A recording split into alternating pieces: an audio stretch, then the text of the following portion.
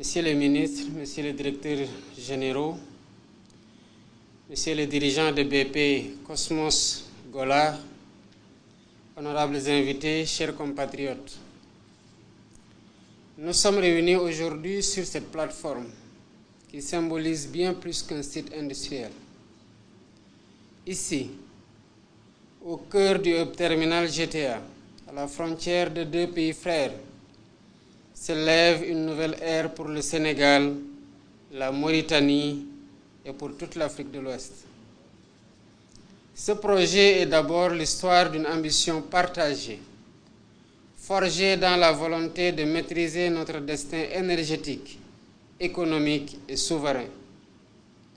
En exploitant nos ressources, nous avons choisi de ne pas rester à la périphérie du progrès, mais d'en devenir des acteurs majeurs. Depuis la signature de la décision finale d'investissement en 2018, le chemin parcouru a été long, sinueux, parfois même incertain. Mais chaque difficulté a été une leçon, chaque retard une opportunité d'exiger mieux. Oui, des retards ont eu lieu. Mais la vigilance et la détermination de nos équipes respectives, dans un esprit de partenariat exigeant avec les compagnies impliquées, ont permis de redresser la trajectoire. À toutes ces générations de Sénégalais et de Mauritaniens qui ont rendu ce jour possible, j'exprime mes vives félicitations et la reconnaissance patriotique de toute la nation sénégalaise. Aujourd'hui, grâce à un engagement déterminé des États et des compagnies nationales, la phase 1 du projet GTA est opérationnelle. Depuis le 9 février 2025, l'unité de liquéfaction du gaz naturel officiellement lancée, sa production de gaz naturel liquéfié, avec une capacité annuelle attendue de 2,3 millions de tonnes.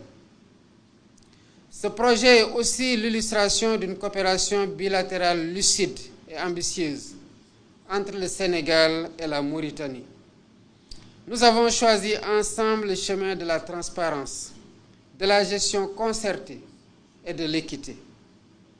Le développement conjoint d'un champ transfrontalier de cette envergure est inédit dans notre région et peut-être même dans le monde.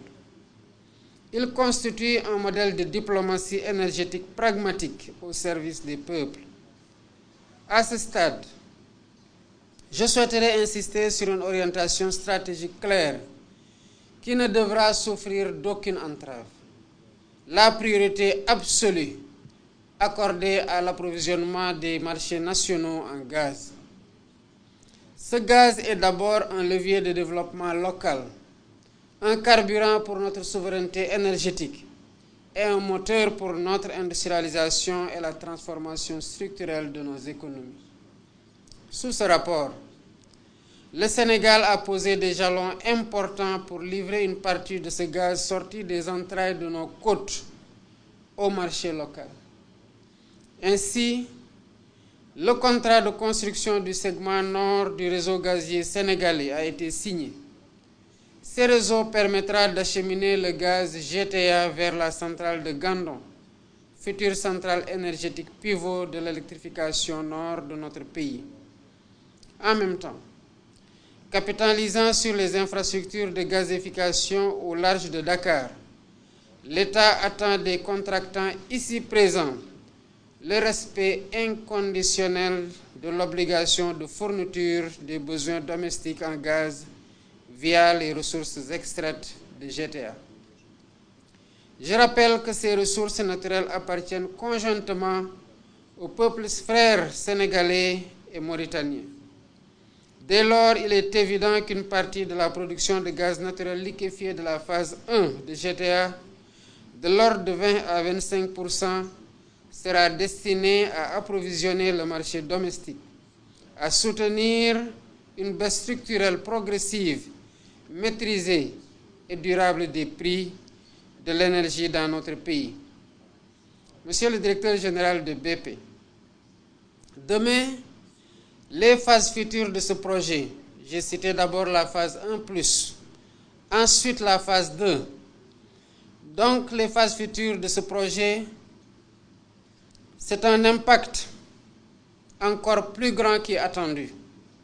Il est ici question d'œuvrer pour la réalisation d'un effet de ruissellement inédit qui soutiendra la transformation industrielle nécessaire à la création massive d'emplois, la révolution dans l'agriculture, socle de l'atteinte de la souveraineté alimentaire, le développement des systèmes sanitaires et scolaires robustes, etc.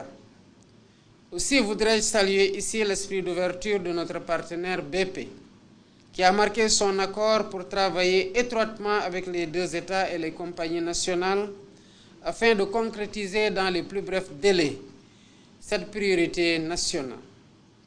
Nous serons attentifs et veillerons à la réalité de cette orientation stratégique, car il ne fait aucun doute que ce gaz n'a de valeur pour notre peuple que s'il produit de la lumière, de la croissance, de la dignité.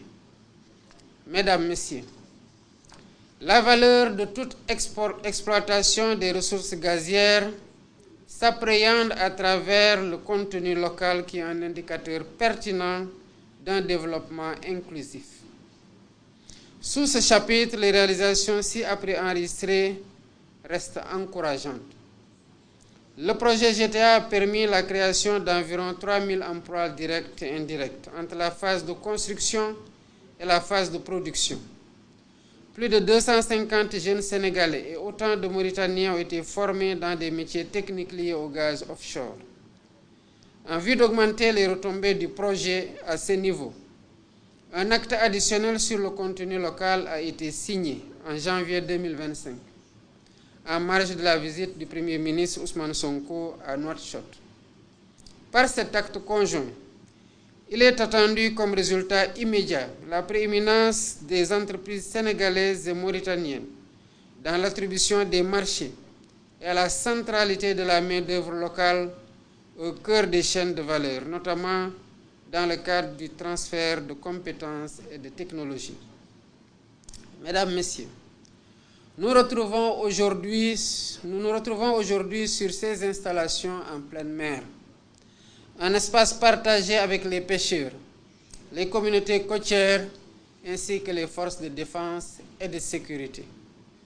Tenant compte de cette réalité plurielle, il a été mis en place un dispositif inédit afin d'assurer une sécurisation conjointe des plateformes à travers une coopération entre les marines nationales sénégalaises et mauritaniennes.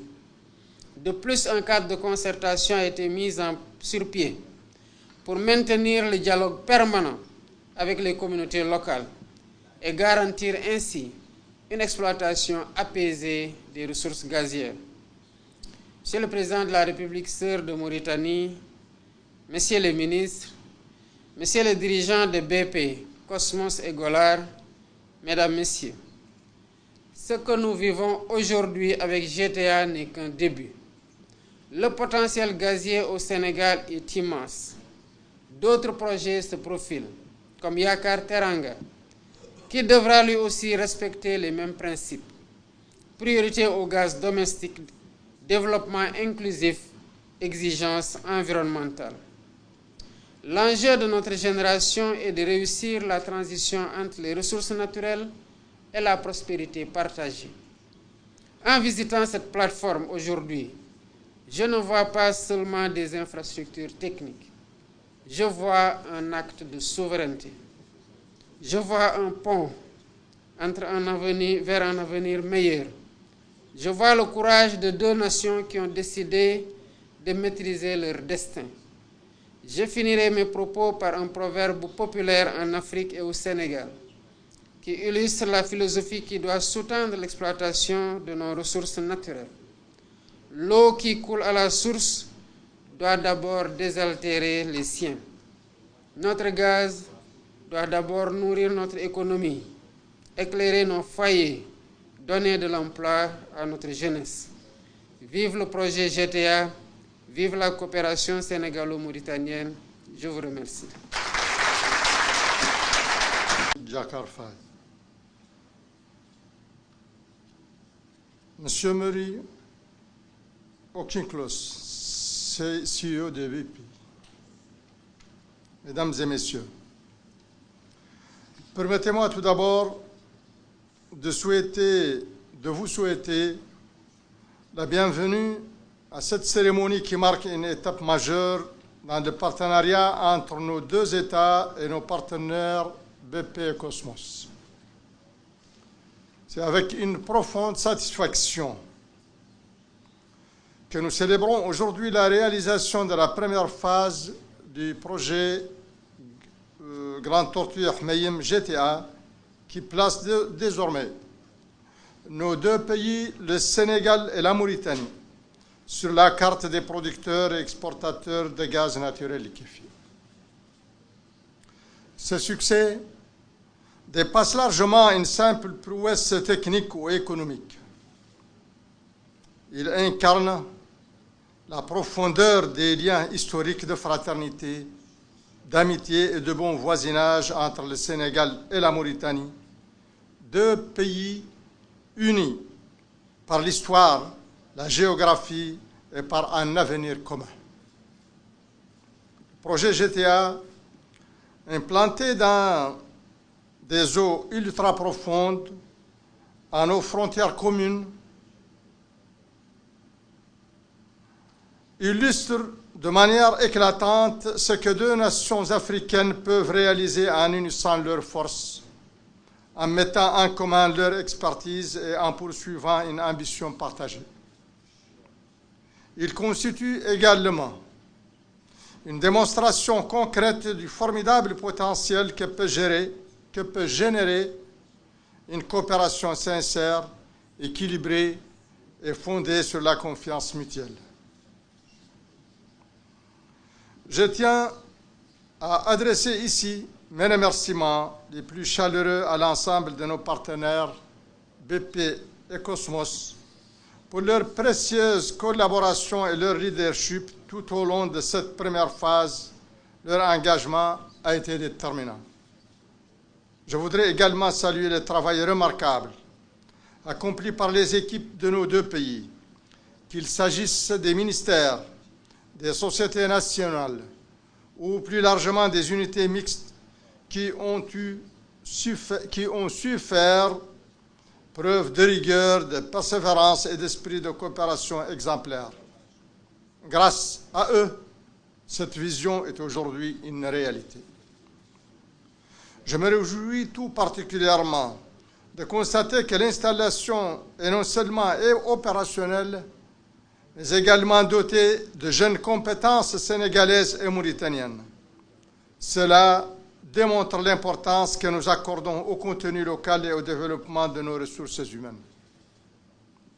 Cette première phase constitue la pierre angulaire d'une profonde transformation énergétique à laquelle le Sénégal et la Mauritanie aspirent ensemble. Elle ouvre la voie à l'accélération de la monétisation de nos ressources naturelles et à l'utilisation du gaz dans nos économies pour répondre aux besoins énergétiques des populations et de nos industries. En conclusion, je souhaite que cette collaboration exemplaire entre la Mauritanie et le Sénégal continue de rayonner et inspire d'autres initiatives au service de nos peuples et de notre continent. Je vous remercie.